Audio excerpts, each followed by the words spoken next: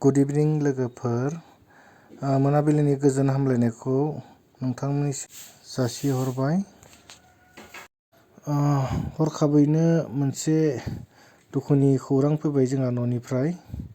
जोंहा दादैनि सासे फिसाज्ला गुजरातआव दंमोन। गुजरातआव 20 सानसो जाबायमोन आरो थांनाया। ओमफ्राय माबायदि जिउ गोमाखो जों दाबो मोजाङै मिन्थिनाय जायाखै न'खरनिफोरा। बिदिनो थाफानाय लोगोफोरा बुंनाय बायदिब्ला बियो हरनि 12थायाव टाइरेसायाव थांनानै सोरजोंबा फन रायलायबाय थादोंमोन। बिदिनो फन रायलायनायनि गेजेरजोंनो हारसिंनो गोग्लैदों होननानै जोंनिसिम खोन्थाहरदो आरो दा। फंबाय, नोंनि जिउआ सोरगोआव आलो गोजोन जायगा मोनहैथोंसै।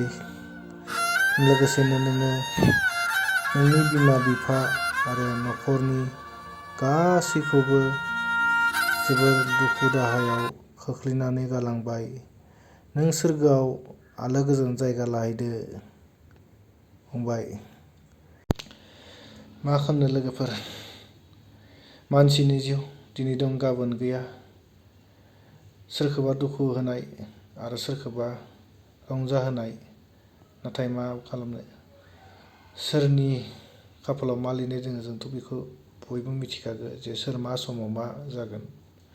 थेवब्लाबो होननाय मोनसे खोथा थायो, न'खराव जुदि बिमा बिफानि सिगाङाव बा न'खराव जानाय जाथायब्ला एसे फोथायनो हायो। नाथाय गुबुन रायजोआव थांनानै बेबायदि हरखाबै जिउ गोमायोब्ला एसे फोथायनो गोब्राब मोनो आरो दासिमबो खुनु क्लियारिफिकेसन गैया आरो माने मा जामारनाय मा मानाय।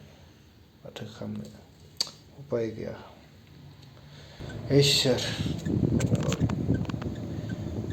गासैखौबो मोजां लाखिदो इसोर। उपाय गैया।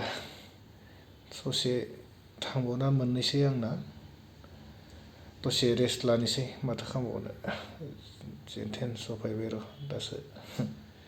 एसे रेस्ट लानांसिगोन आरो उपाय गैया। माथो खालामबावनो।